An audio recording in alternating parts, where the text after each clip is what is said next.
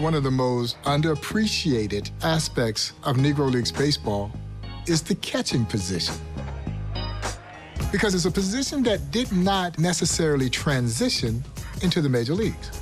It was the position that was closest to the manager, and that there was this underlying belief that those black catchers were not smart enough to play the role. But I think you can make a legitimate case that the catching position was certainly just as good, some would say even better, than the catching position was in the major leagues. Of course, the great Josh Gibson. But you also had guys like Louis Santop. His nickname was Big Bertha because he had a cannon for an arm. As a matter of fact, perhaps the greatest defensive catcher this sport has ever seen took the place of Louis Santop, and that's the great James Raleigh Biz Mackey.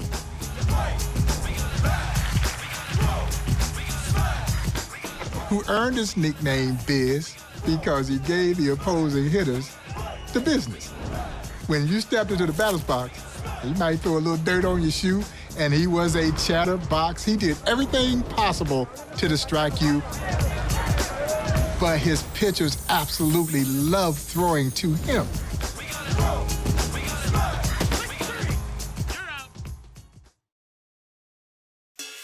While he may not possess the pure power of Josh Gibson, well, for that matter, no mere mortal possessed the power of Josh Gibson. But Mackey was no slouch at the plate himself. As a matter of fact, when he joined the Hilldale Daisies in 1923, he won the Negro Leagues batting title, hitting an amazing .423 that season. He was the complete package, and he would lead the Hilldale team to the 1925 Negro League World Series, beating my Kansas City Monarchs.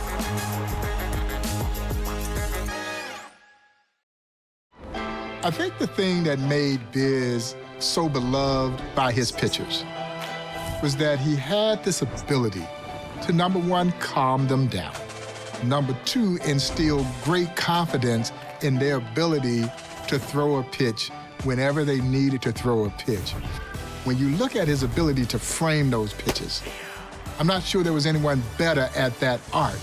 He was able to absolutely maximize his pitchers' capabilities. When he called the game, he was going to put them in a position to succeed. And Biz did just that. The legendary Hilton Smith, one of the Negro League's greatest pitchers, and he had a lot of great catchers catch him. He said none were better than Raleigh Biz Mackey.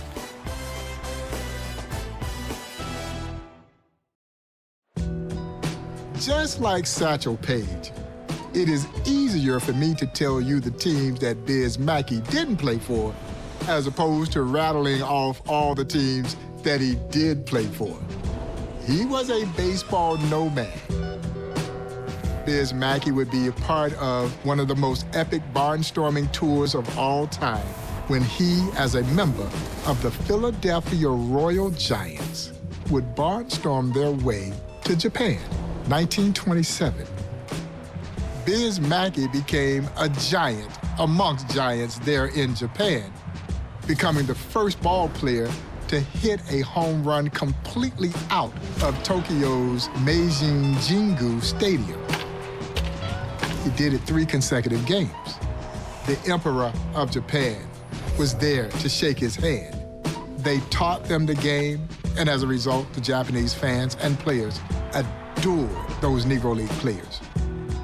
And I find it interesting that those Negro League players earned far more respect all the way around the globe than they had garnered at home because of the color of their skin. You see, our game is a global game, and at the heart of it were the Negro Leagues.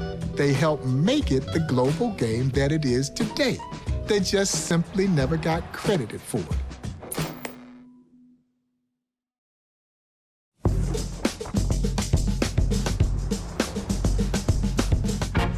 As a manager for the Newark Eagles in 1946, Biz Mackey is credited with having nurtured a couple of young budding stars, Larry Doby and the great Monty Irvin. The pesky Eagles would go on to defeat the Kansas City Monarchs to claim the 1946 Negro League World Series title, being managed by Hall of Famer Biz Mackey. A year later, Larry Doby would become a pioneer, moving into Major League Baseball. And of course, it would be Biz Mackey who would recommend that Doby move to the outfield when he signed to go play with then the Cleveland Indians, and it worked out beautifully for Larry. When a 15-year-old Roy Campanella joins a team in the Negro Leagues called the Baltimore Elite Giants, Raleigh Biz Mackey took him under his wing, and he taught a young Roy Campanella the art of catching. His uncanny ability to frame pitches, and he could throw laser darts down to second base. Campy would become a 3-time most valuable player with the Brooklyn Dodgers. And if Campy was alive today, he'd tell you the greatest defensive catcher to ever play this game was Raleigh Biz Mackey.